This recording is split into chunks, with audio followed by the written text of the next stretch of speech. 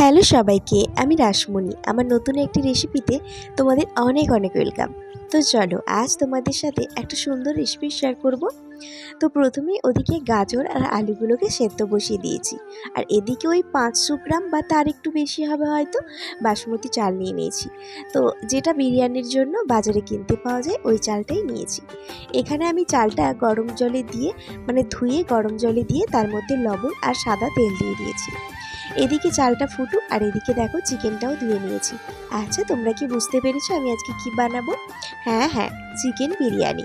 তা আবার একেবারে ঘরোয়াভাবে, কোনো রকম ভেজি কিছু দিয়ে বানাবো না। একদম সিম্পলভাবে, যেটা সবাই তোমরা বাড়িতে বানিয়ে ফেলতে পারবে। তো এদিকে আমার দেখো ভাতটাও হয়ে গিয়েছে। ভাতটা কিন্তু করতে হবে 80% মতো সেদ্ধ, একটু শক্ত থাকবে, তখনই নামিয়ে নিতে হবে। এদিকে আরেকটা কড়াইতে করে আমি এখানে বেরেস্তা বানিয়ে নিচ্ছি। বেরেস্তা বানানোর একটা সুন্দর টিপস তোমাদের সাথে শেয়ার করি। তোমরা কিন্তু পেঁয়াজটাকে কেটে আগের থেকে লবণ মাখিয়ে রাখতে পারো। তো যখন বেরেস্তা বানাবে তখন কিন্তু পেঁয়াজটাকে চেপে চেপে জলটা বের করে বেরেস্তাটা বানালে সেটা কিন্তু অনেক ক্রিস্পি হয়। তো আমি এখানে ওই সময়টা আমার ছিল না, তাই আমি এমনিই করেছি। এটাতে খুব একটা ক্রিস্পি হয় না, তবে মোটামুটি হয়। তো এখানে দেখো হালকা ব্রাউন কালার হয়ে যাওয়ার পরে বেরেস্তাগুলো নামিয়ে নিতে হবে, তা না হলে কিন্তু এটা তেতো ভাব চলে আসে। নামিয়ে এইভাবে মেলা ভাব করে রেখে দিতে হবে, একটু পরে কিন্তু এটা একটু মুচমুচে টাইপের হয়ে যায়।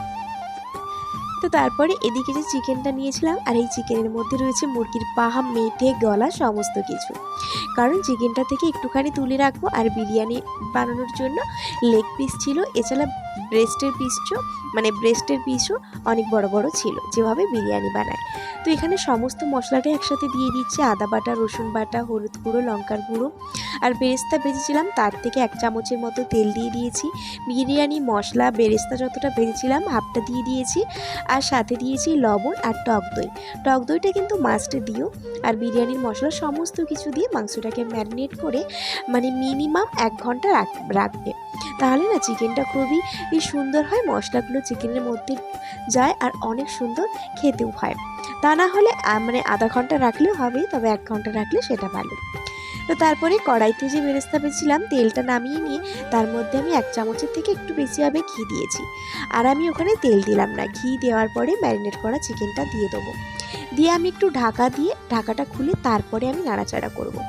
এই যে গন্ধটা ওঠে এত সুন্দর, কি বলবো। আগে আমি ঘি দিয়ে কখনো এইভাবে বানাতাম না। সবসময় কি করতাম, চিকেন যেভাবে রান্না করে ওই মশলা কষিয়ে চিকেন দিয়ে যেভাবে রান্না করতাম ওইভাবে করে বানাতাম। যেদিন থেকে এইভাবে বানানোর পরে স্বাদটা পেয়েছি সেদিন থেকে মনে হলো না, এভাবেই বানাবো। আমি 3 থেকে 4 বার বানিয়েছি এভাবে, এত সুন্দর টেস্ট হয় বিরিয়ানির, কি বলবো। তো সমস্ত কিছু কষিয়ে নিয়ে আমি নামিয়ে নিয়েছি। তো এখন আমি বিরিয়ানিটা দমে দেবো, সেজন্য রেডি করে নিচ্ছি। 2টো লেয়ার করব। প্রথমে কিছুটা চিকেন আর আলু টালু সমস্ত কিছু দিয়ে ভাতটা দিয়ে দিয়েছি। তার উপর থেকে বেরেস্তা, এছাড়া কেওড়া জল, গোলাপ জল, যা যা দেয়, মিঠে আতর, আর এছাড়াও একটা ফ্লেভারও দিয়েছি যেটা বিরিয়ানির জন্য এখন পাওয়া যায়। তো দিয়ে আমি একটা লেয়ার বানিয়ে নিয়েছি, আবার একটা লাস্ট লেয়ার। তো এটার মধ্যে সমস্ত কিছু দিয়ে বিরিয়ানি মশলা, কেওড়া জল, গোলাপ জল আর বেরেস্তা, ঘি ওপর থেকে একটু দিয়েছি। সমস্ত কিছু দিয়ে এখানে আমি দেখো একটা তাওয়া বসিয়ে দিয়েছি। তাওয়াটা গরম করে হাই ফ্লেমে রেখেছিলাম 10 মিনিট, আর এমনি 8-10 মিনিট রেখে নামিয়ে নিয়েছিলাম। খুব সুন্দর টেস্ট হয়েছে।